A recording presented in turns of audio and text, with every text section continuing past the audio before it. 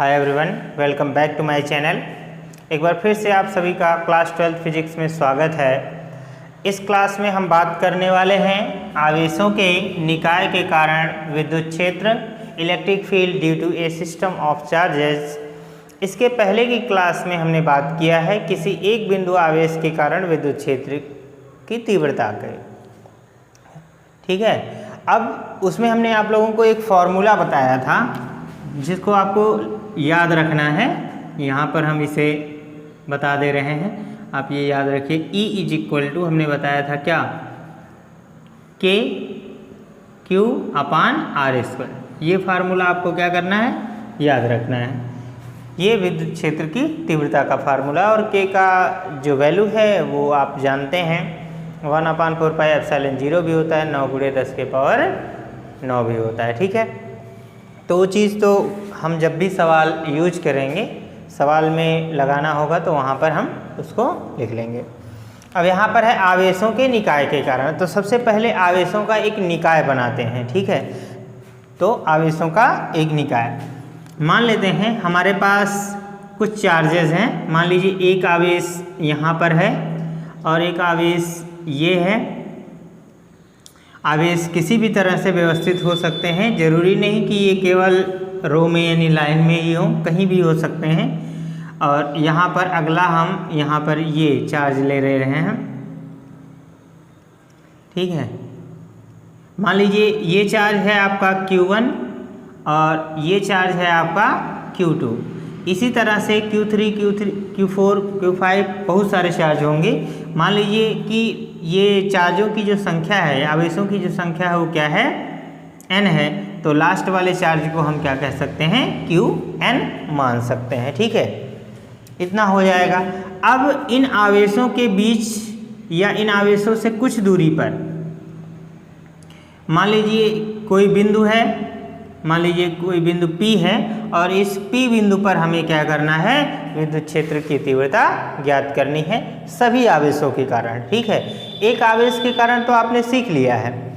ठीक है, तो एक आवेश के कारण सीखा है। अब हम बहुत सारे आवेशों के कारण सीखेंगे। तो Q1 के कारण मान लीजिए Q1 से P की जो दूरी है वो क्या है, R1 है और Q2 से जो दूरी है वो यहाँ पर क्या है, R2 है। इसी तरह से Qn से जो P की जो दूरी है वो क्या है, Rn है। ठीक है, इस तरह से अब हमें देखना है कि एक आवेश के कारण जब यहाँ पर विद्युत क्षेत्र ज्ञात करना होगा तो यहाँ पे हमें एक टेस्ट चार्ज प्लस Q0 की कल्पना कर लेनी होगी। इसे ज़रूरी नहीं है आप लिखें। ठीक है, हमेशा आपको मानना है जहाँ पर निकालना होगा। ठीक है, तो ये चीज़ मान लेना है। अब Q1 के कारण P पर जो विद्युत क्षेत्र लगेगा वो Q1 से P की ओर लगेगा इस डायरेक्शन में। इसी तरह से इसको इस डायरेक्शन में लगेगा यहाँ पर। तो Q1 से P की ओर जो लगेगा विद्युत क्षेत्र तो सीधे इसके सामने की डायरेक्शन में होगा और ये हमारा क्या होगा, विद्युत क्षेत्र E होगा। अब ये Q1 से P की ओर लग रहा है, किस पर लग रहा है, P पर लग रहा है ना। तो यहाँ पर होगा EP और किसके कारण लग रहा है, 1 के कारण। तो यहाँ पर हम लिख लेंगे EP1 लिख लेंगे। ठीक है, इसी तरह से 2 के कारण भी ऐसे ही लगेगा और Qn के कारण भी क्या करेगा, ऐसे ही लगेगा। तो यहाँ पर भी हम ऐसे लिख लेंगे विद्युत क्षेत्र के लिए। यहाँ पर हम इसको वेक्टर से रिप्रेजेंट भी कर लेंगे। ये P पर लग रहा है 2 के कारण, इसी तरह से P पर लगेगा ये n के कारण, इस तरह से। और ये भी आप सदिश रूप में व्यक्त करना चाहें तो सदिश रूप में व्यक्त कर सकते हैं। यदि केवल परिमाण लेना चाहते हैं तो परिमाण को ही दर्शा सकते हैं। ठीक है, और आप इन चार्जेस को किसी भी तरीके से व्यवस्थित कर सकते हैं। ठीक है डियर स्टूडेंट, इसके पहले एक क्लास में हमने बताया था कि बहुल आवेशों के बीच बल। यदि आपने वो वीडियो देखा है तो इस डेरिवेशन को करने में आपको कोई भी प्रॉब्लम नहीं होगी। ठीक है, तो शुरू करते हैं। सबसे पहले इस फिगर के बारे में हम एक ओवरव्यू दे रहे हैं। इस फिगर के बारे में आप लोगों को लिखना चाहिए कि माना Q1, Q2 चार्जेज हैं, Q3 Q4 चार्ज हैं, इसके बीच कोई बिंदु P है जहाँ पर हमें वैद्युत क्षेत्र की तीव्रता ज्ञात करनी है। इसे आप अपने शब्दों में एक्सप्लेन कर सकते हैं, ठीक है, चाहे जैसे।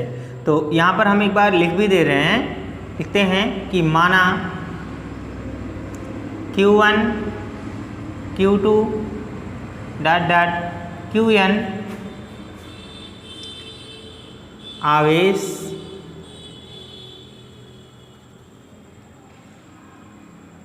किसी निकाय में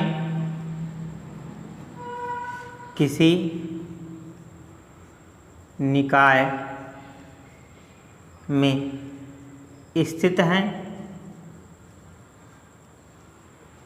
ठीक है, इनके बीच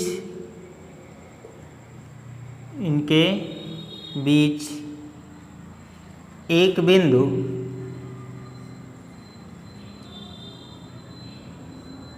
P है जिस पर वैद्युत या विद्युत क्षेत्र ज्ञात करना है या विद्युत क्षेत्र की तीव्रता ज्ञात करनी है, ठीक है। तो इसके पहले जब हम बहुल आवेशों की बात कर रहे थे तो वहाँ पर जो परिणामी बल था वो समस्त बलों के योग के बराबर था। ठीक इसी तरह से यहाँ पर P पर जो परिणामी तीव्रता होगी वो समस्त तीव्रताओं के योग के बराबर होगी, ठीक है। तो यहाँ पर लिखेंगे P पर परिणामी तीव्रता, ठीक है, परिणामी तीव्रता लिखें या परिणामी विद्युत क्षेत्र लिख लें, ये ज़्यादा सही रहेगा, परिणामी विद्युत क्षेत्र। तो परिणामी विद्युत क्षेत्र EP इज इक्वल टू क्या हो जाएगा, EP1 प्लस EP2 और प्लस डॉट डॉट EP ऐसे 1 लिख लें, 2 और N, ठीक है, ये हो जाएगा। अब देखिए यहाँ पर जो होगा EP1 का वैल्यू रखना है हमें, ठीक है। देखिए बहुत आसान है, फार्मूला आपको E का पता है, Q/R² होता है, तो ऐसे ही यहाँ पर भी रख लेते हैं, ठीक है। तो यहाँ पर देखिए कौन से Q, देखिए वहाँ पर कैपिटल Q हमने रखा था और यहाँ पर किस Q को मान रहे हैं, Q1 को मान रहे हैं ना, स्मॉल q, इसलिए यही ट्रीट करना है हमको। यहाँ पर हो जाएगा आपका K और ये हो जाएगा Q1/R², R1 का स्क्वायर कर लेंगे और इसी तरह से प्लस K, देखिए K सभी में है, चलिए एक बार लिख लेते हैं, फिर Q2/R2 का स्क्वायर और प्लस डॉट डॉट यहाँ पर क्या हो जाएगा Qn/Rn का स्क्वायर, ठीक है। इस तरह से कर लेते हैं। अब यहाँ पर क्या करेंगे, K को कॉमन कर लेंगे और यहाँ पर हम लिख लेंगे क्या, Q1/R1² प्लस, आप चाहें तो इसे सदिश रूप में भी लिख सकते हैं, सदिश रूप में लिखना होगा तो यहाँ पर हमें कैप दर्शा देना होगा, ठीक है। तो ये चीज़ अभी लिख लेते हैं, लिख भी लीजिए, ये हो जाएगा R P1 कैप कर लेंगे और यहाँ पर R P2 कैप कर लेंगे और ऐसे R Pn कैप कर लेंगे, ठीक है, इस तरह से। और यहाँ पर भी दर्शा लें, R P1 cap plus Q2/R2² और R P2 cap plus dot dot Qn/Rn Rn और स्क्वायर फिर Rpn, यहाँ पर क्या हो जाएगा, कैप हो जाएगा। ठीक है, अब ये चीज़ है। अब इसके बाद देखिए, इसी के पहले हमने आप लोगों को बताया था कि ये फार्मूला तो यहीं पर क्लियर हो गया है, कोई प्रॉब्लम नहीं है। अब इसके बाद यदि आप इसको समेशन में व्यक्त करना चाहते हैं, मतलब सिग्मा के रूप में व्यक्त करना चाहते हैं, तो देखिए कैसे लिखेंगे। ठीक है, तो यहाँ पर हो जाएगा ई पी, इसे सदिश रूप में लिख लें, सब जगह सदिश रूप में लिखा गया है तो सदिश रूप में ही व्यक्त कर लें। ठीक है, अब यहाँ पर देखिए के हो जाएगा और इसे सिग्मा के रूप में व्यक्त करना है तो यहाँ पर लिखेंगे समेशन। अब देखिए यहाँ पर है Q अपान R1, ठीक है, स्क्वायर है। अब देखिए यहाँ पर नंबर्स बदल रहे हैं, 1 2 3 4 5 ऐसे n तक जा रहा है, तो जो नंबर बदल रहे होते हैं उनको हमें लिखना होता है ना। शुरुआत कहाँ से हो रहा है, 1 से, तो यहाँ पर हम क्या लिख लेंगे, i इज इक्वल टू क्या हो जाएगा 1, और कहाँ तक जा रहा है, n तक जा रहा है, तो यहाँ पर n लिख लेंगे। और यहाँ पर देखिए यहाँ पर 1 है r की जगह पे, तो 1 बराबर क्या है, i के है, तो यहाँ पर हम i डिनोट कर ले रहे हैं, ऐसे यहाँ पर भी i लिख लेंगे, और यहाँ पर r p और 1 2 ऐसे हैं, तो यहाँ पर क्या लिख लेंगे i, और ये हो जाएगा हमारा कैप। तो इस तरह से हम ये भी लिख सकते हैं, और चाहे तो हम इसी रूप में रख सकते हैं। k की वैल्यू जो होती है हम चाहे तो 1/4 पाई एप्सिलॉन 0 रख सकते हैं। तो बस कुछ नहीं था इस टॉपिक में, बहुत ही आसान है। इसके पहले वीडियो में हमने इसे अच्छे से एक्सप्लेन किया था। यदि फिर भी आपके कोई डाउट्स रह जाते हैं तो कमेंट सेक्शन में ज़रूर लिखें, और इस वीडियो को अधिक से अधिक शेयर करें। देखिए यदि वीडियो पसंद आए तो लाइक भी करें, यदि ना भी पसंद आए तो शेयर करना प्लीज़ ना भूलें। आपकी हेल्प हमारे लिए बहुत ही मायने रखेगी। अगला टॉपिक स्टार्ट करेंगे जो कि हमारा है विद्युत क्षेत्र का भौतिक अभिप्राय। ये थोड़ा सा डिफ़िकल्ट है समझने के लिए, बट फिर भी यदि आप कंसंट्रेशन बनाए रखेंगे तो आपको बिल्कुल अच्छे से समझ में आएगा। छोटा सा टॉपिक है, तो देखते हैं कि भौतिक अभिप्राय का मतलब क्या है। भौतिक का मतलब आवेश, जो वैद्युत आवेश होता है चार्ज, उसके द्वारा जो वैद्युत क्षेत्र उत्पन्न होता है उसकी भौतिक स्थिति क्या होती है। यदि वह स्थिर हो तो किस तरह का वैद्युत क्षेत्र लगता है, यदि गतिशील हो कौन सा चीज़ गतिशील होगा, आवेश यानी चार्ज। ठीक है, ये चीज़ आपको समझना है। यहाँ पर सिंगल आवेश की बात होगी तो हम उसकी बात तो कर ही चुके हैं पीछे, इसमें भी करेंगे। पर अगर यहाँ पर बात करें किसी आवेशों के निकाय की, क्या करें, आवेशों के निकाय की। यदि मान लीजिए हमारे पास कोई आवेश का एक निकाय है, निकाय का मतलब आप समझते हैं जहाँ एक से अधिक आवेश होते हैं। मान लीजिए यह एक कोई निकाय है, क्या है, निकाय, जिसे हम क्या कहते हैं, सिस्टम। यह एक निकाय है किसका, आवेशों का। मान लीजिए इसमें Q1 Q2 है ना, Q3 और Q4 और Q5, बहुत सारे चार्ज हैं। अब मान लीजिए इसमें से कुछ पॉजिटिव भी होंगे, कुछ निगेटिव होंगे। सपोज मान लीजिए ये हमारा पॉजिटिव है, ये निगेटिव है, ये पॉजिटिव है, ये निगेटिव है और ये पॉजिटिव है। तो इसके बीच में स्थित किसी बिंदु पर जो तीव्रता होगी इससे इन आवेशों से दूर, तो ये हमने पीछे बता दिया है।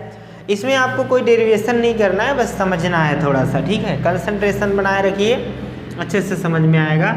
अब मान लीजिए इस निकाय के समीप कोई बिंदु है और इस बिंदु पर, यहाँ पर कोई पॉइंट है, इस बिंदु पर यदि हमें विद्युत क्षेत्र ज्ञात है, क्या ज्ञात है, वैद्युत क्षेत्र ज्ञात है।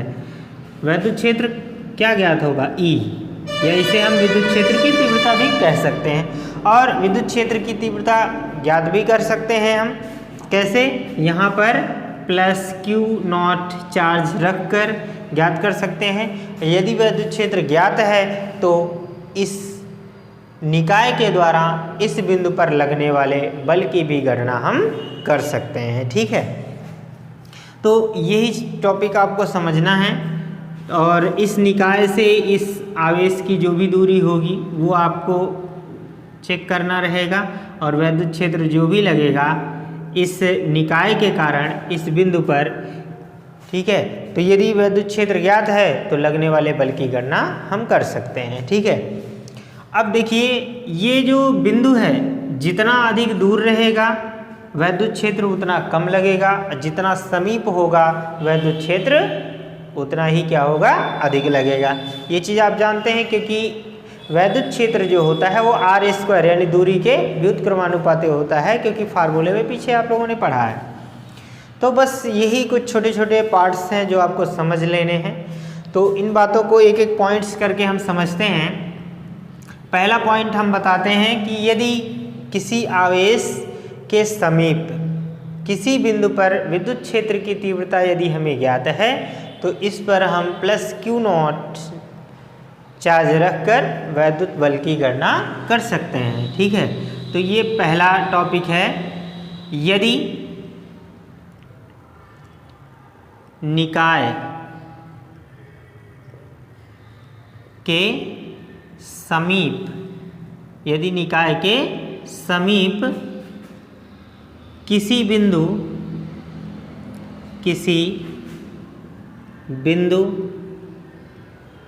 पर वैद्युत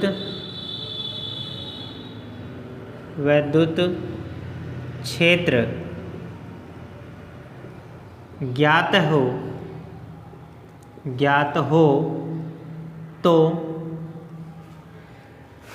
उस बिंदु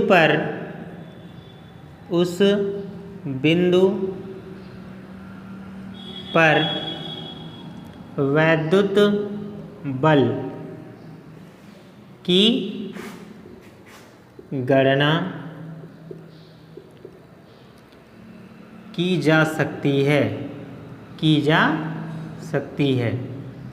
तो ये चीज़ आपको समझ के रखना है, ये और आसान भी है। वैसे भी आपको पता है, आपको ये फॉर्मूला पता है E = F/Q0, तो इसमें कोई प्रॉब्लम नहीं है। यदि आपको वैद्युत क्षेत्र ज्ञात होगा तो बल की गणना आप आसानी से कर पाएंगे। ठीक है, कोई प्रॉब्लम नहीं है। यदि वैद्युत क्षेत्र के लिए एक और फार्मूला बताया गया E = KQ/R², तो यहाँ से भी आप गणना कर सकते हैं। यदि ये चीज़ ज्ञात है तो आप यहाँ से भी निकाल सकते हैं। ठीक है, तो कोई प्रॉब्लम नहीं है, इसे हटा सकते हैं। ठीक है, अब हम देखते हैं दूसरा हमारा पॉइंट क्या होगा। दूसरा पॉइंट ये कहता है कि किसी निकाय के समीप भिन्न भिन्न बिंदुओं पर विद्युत क्षेत्र की तीव्रताएं भिन्न भिन्न होती हैं। समीप होगा तो अधिक लगेगा, दूर होगा तो अधिक लगेगा। ये चीज़ आपको समझाया गया, तो यहाँ पर ये भी हमको देख लेना है। ठीक है, अब यहाँ पर देखेंगे, ये भी लिख सकते हैं निकाय के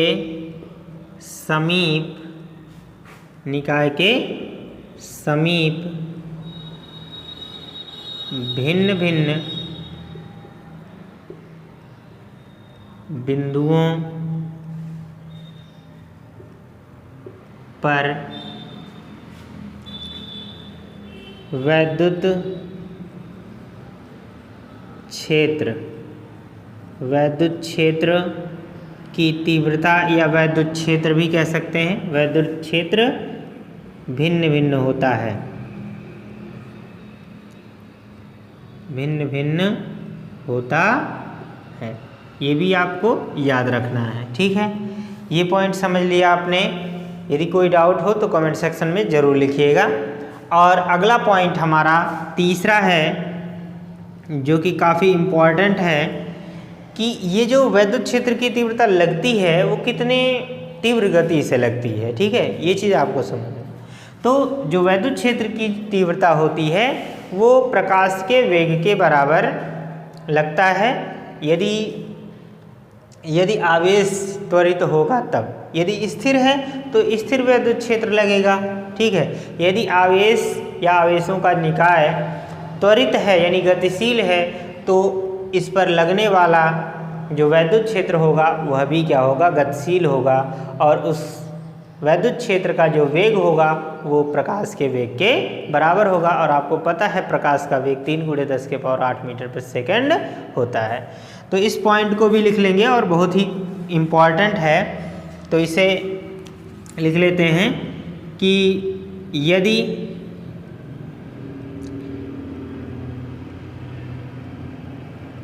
किसी त्वरित आवेश, ठीक है, तो यहाँ पर किसी त्वरित आवेश की बात करेंगे, किसी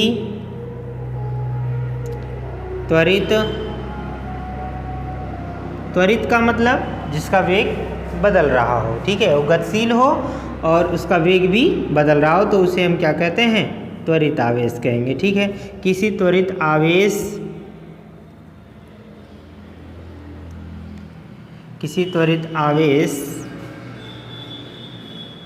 के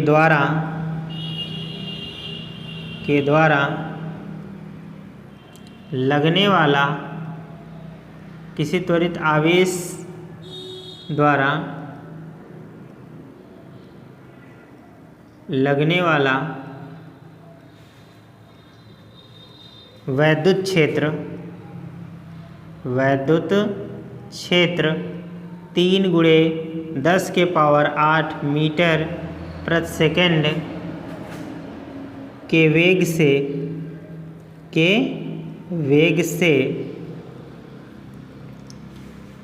सभी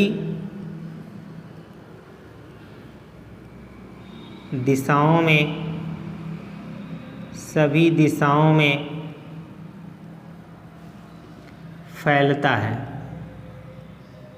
इसको यहाँ लिखकर यहाँ पर लिखते हैं, सभी दिशाओं में फैलता है, ठीक है, ये चीज़।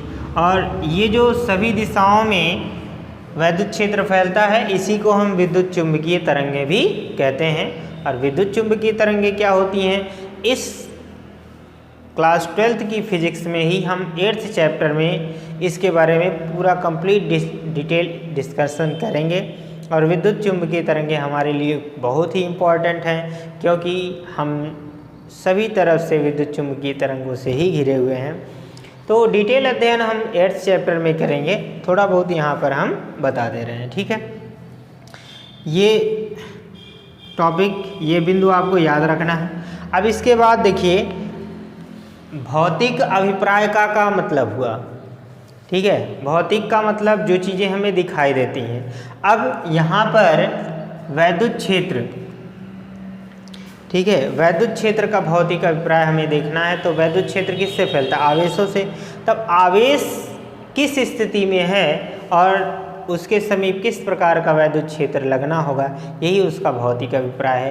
भौतिक का मतलब जैसे हम किसी चीज़ को देख रहे हैं वो किस स्थिति में है, गतिशील है या रुका हुआ है, ये देखेंगे। यदि आवेश की स्थिति किस प्रकार की होगी तो विद्युत क्षेत्र किस तरह का उत्पन्न होगा, ठीक है। तो यहाँ पर हम एक तरफ लिखते हैं, ये चीज़ ऐसे ही रहने देते हैं। और अब हम यहाँ पर एक तरफ लिखते हैं, यहाँ पर इस तरह से कर लें, एक तरफ लिख लें आवेश की स्थिति, आवेश की स्थिति या अवस्था कहें, आवेश की अवस्था। और एक तरफ लिख लें उत्पन्न प्रभाव, मतलब किस प्रकार का प्रभाव यह उत्पन्न करेगा, ठीक है। तो इसमें पहला पॉइंट क्या है, यदि आवेश क्या हो, यदि आवेश स्थिर हो, आवेश क्या हो, स्थिर हो,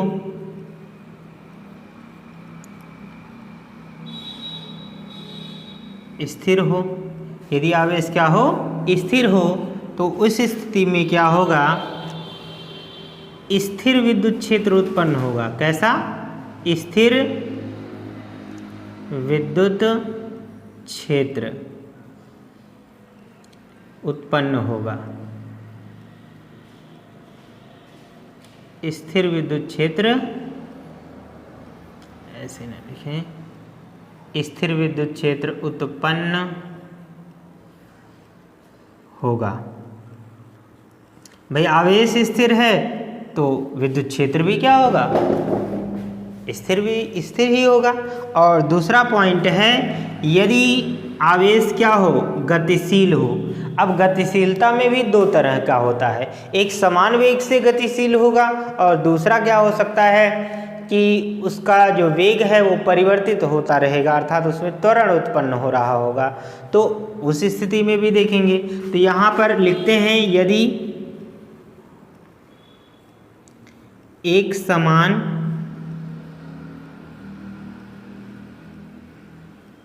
वेग से गतिशील हो।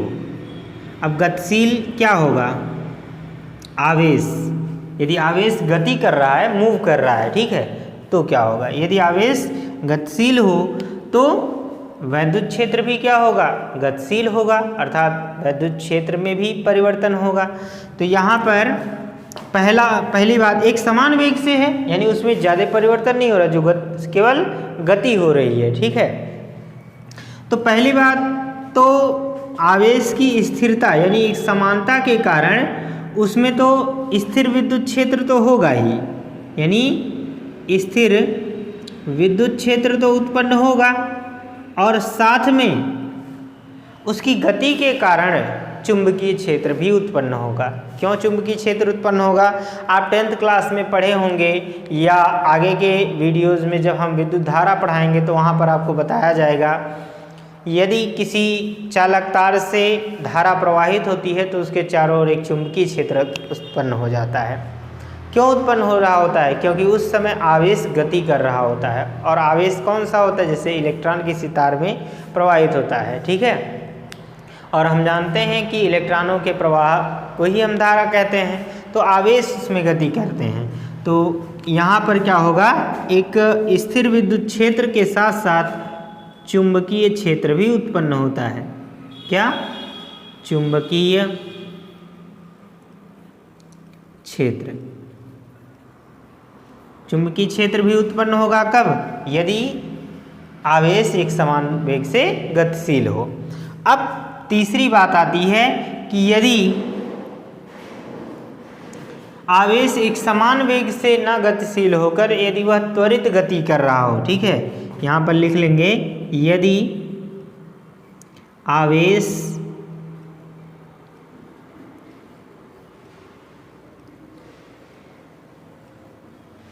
त्वरित गति कर रहा हो, त्वरित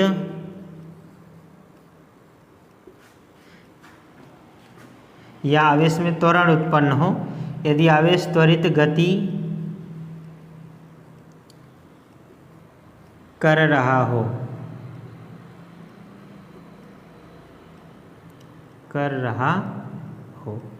तो क्या होगा भाई, गतिशील है तो विद्युत क्षेत्र और चुंबकीय क्षेत्र उत्पन्न होगा, साथ में इस आवेश में त्वरण उत्पन्न हो रहा है, अर्थात वेग में परिवर्तन हो रहा है, इसलिए ये जो विद्युत क्षेत्र और चुंबकीय क्षेत्र होंगे इनमें भी बदलाव हो जाएगा।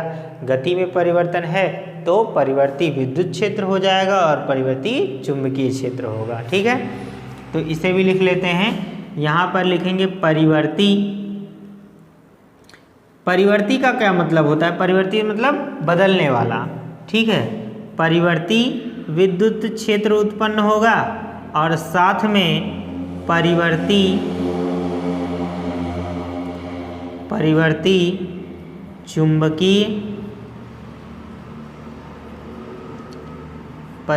चुंबकीय क्षेत्र भी उत्पन्न होगा, ठीक है। साथ ही ये बात आपको और याद रखनी है, ये कॉम्पिटिटिव एग्ज़ाम के लिए काफ़ी इम्पोर्टेंट टॉपिक है।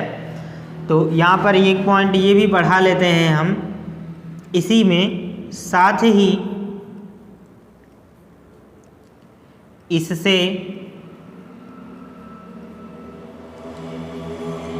विद्युत चुम्बकीय तरंगें, विद्युत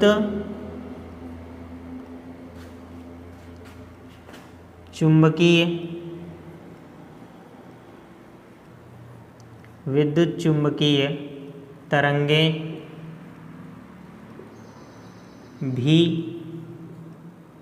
उत्पन्न होती हैं।